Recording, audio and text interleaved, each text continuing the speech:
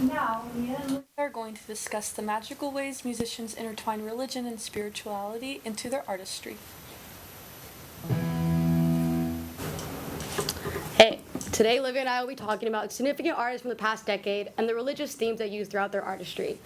So when I first introduced this panel, I was thinking of Blade in mind because his most recent albums are so full of religious themes that even I feel this connection to his personal journey from seeking God, finding meaning through spirituality, and the way he's found his own significance as a human throughout these spiritual journeys.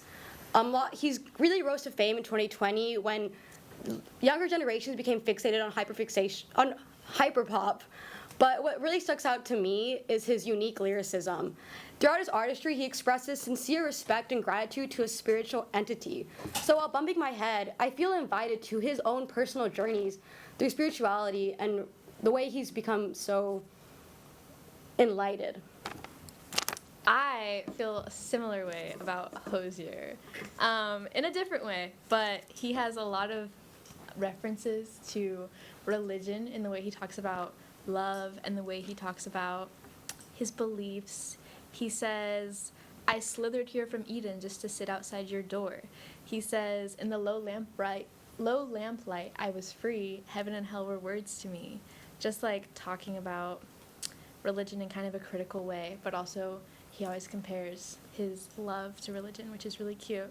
But then, in a different way, My Chemical Romance talks about Catholicism a lot in like a aesthetic kind of way. Catholicism is aesthetic. Yeah, it is. Does Blade use Catholicism in an aesthetic way? He definitely references like the number 3 a lot, so like the Father, Son, and the Holy Spirit. Mm-hmm. But I would say he talks more about like enlightenment and the way you can use divinity as a way to like transcend yourself and just have trust in a higher power, which I think is probably the only element of religion that I can truly respect.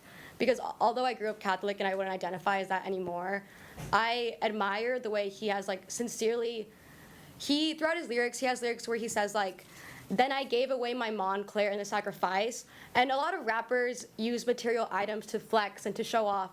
But throughout these music, he's saying, I've sacrificed my material items in favor of myself, in favor of seeking a higher power.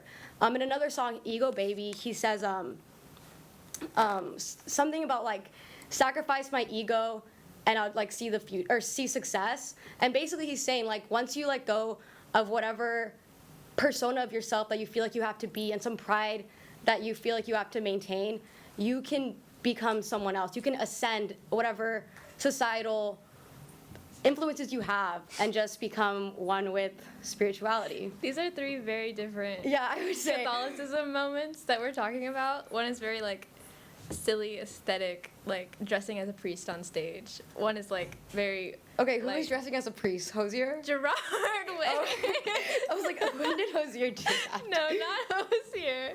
Hosier's just like in a sweet, like romantic he's way. romantic with it. And then Blades is like in a very third. And then I feel like Catholicism is just like here in like a little moment, like Kim Petras' new song, If Jesus Was a Rock Star. Not Catholicism, but just like... Explain, because I have no idea about Kim Petras. Really? She released a song, it's so good, you should listen to it, called If Jesus Was a Rock Star.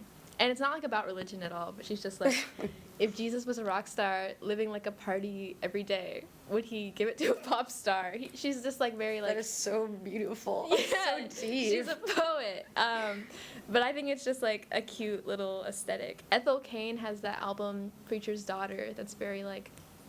I don't know if it's Catholic specifically, but like, no, I think it's Baptist. Very like religious, talks about like religious doubts and religious trauma and whatever. Like, I feel like there's a big theme right now of like religion in lots of different kinds of music. Yeah, I mean, I would say simply Blade is God-pilled, as we know. Mm-hmm. But in terms of like Catholicism, I would say Alex G is definitely on that wave of like, okay, his new album is called God Save the Animals, which like right in the title, he's asking God for something. And throughout the song, there's like miracles, there's blessings, there's mission. Like so many song titles are a direct reference to a Bible element. So like in Miracles, it's such a beautiful love song, kind of similar to like the way Hosier dedicates his love songs through religion. Alex G says, You say one day we should have a baby. Well, right now, baby, I'm struggling. We'll see, yeah. You say one day that we should have a baby. Well, God help me. I love you. I agree. Aw. And it's this idea of putting trust in God because you want your relationship to succeed. So, God help me, like, let's have a baby, yeah. But like in other songs or blessings, he's just repeating every day is a blessing. So just like this reverence. But previous Alex G albums are not full of any God-pilled ideations. But suddenly, Alex G's God-pilled. Like, yeah. He's on the God-filled wave. He's on the wave. And I respect that. I don't know. My main focus with Alex G and Blade, I will sum up my Blade argument or ideas is just that Blade has another lyric of Blade that my favorite one that where he has like revelation or reference to God is where he says, how many times I prayed 3, I'm not anxious. Okay, praying 3 times, the number 3, God, yeah. But that really gets me. When you pray and you're not anxious, just trust in God and everything will be good. I'm not saying to be religious, but that's what he's expressing, okay? So, yeah, Be thank you. God-filled. I don't know about that, but pass on to the host. That was an enlightening analysis.